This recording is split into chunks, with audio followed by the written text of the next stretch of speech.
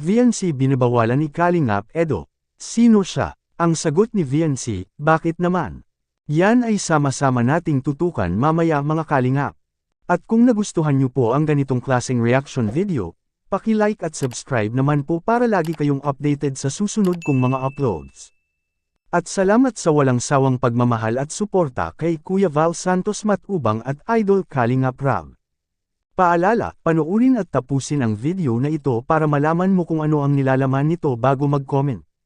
Ngayon balik tayo sa topic, binibisita ni Idol Ed si VNC sa kanilang bagong tindahan.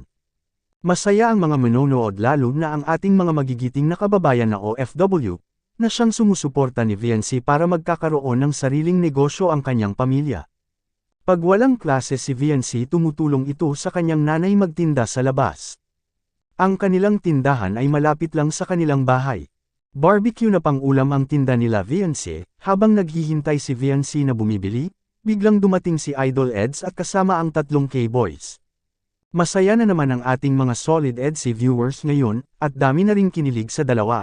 Habang nagtagal ay lalong sumasarap ang usapan, hanggat dumating ang punto na binabawalan ni Idol Ed si VNC na bawal mag-standby ang mga basketball players sa tindahan, bawal may mga lalaki sa tindahan, in love na kaya si Idol Ed kay VNC.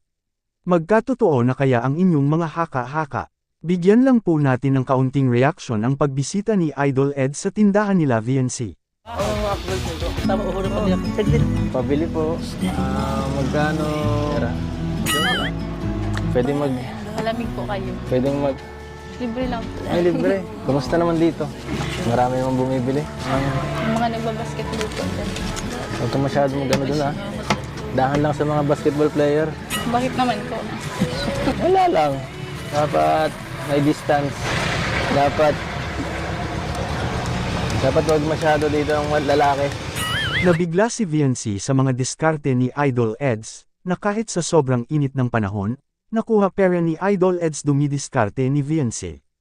Binabawalan si VNC sa mga basketball player, dapat may distansya, dapat walang mga lalaki na mag-standby sa tindahan. Ganyan kamahal ni Idol Ed si VNC, masaya ang mga supporters ng EDC serye dahil na-miss na nila ang isa't isa, lalo na si VNC at Idol Eds. Parang ang tagal nilang hindi nagkikita simula noong fashion show ng ALM, ngayon sobrang saya ang mga supporters ng EDC sa Part 18 na ang daming pasabog na regalo.na kahit wala pang pabahay, ay ang napuno na ng gamit ang bahay nila VNC. Anong masasabi nyo dito mga Kalingap? Ito ay isang reaction video lamang kaya pwede po tayo mag-comment sa ibaba mga Kalingap sa comment section. At lagi ko rin itong babalik-balikan na lagi po nating suportahan si Idol Kalingap Rab sa kanyang mga vlog, dahil dito kinukuha ang mga gastusin, tulad ng pabahay, mga allowances sa mga beneficiaries at mga sahod sa ating mga K-boys. Hanggang dito lang po muna ang Kalingap Reacts TV official update ngayong araw mga Kalingap. Huwag kalimutang mag-like at subscribe at i-on ang notification bell for more updates. Maraming salamat po, mabuhay tayong lahat. God bless us all.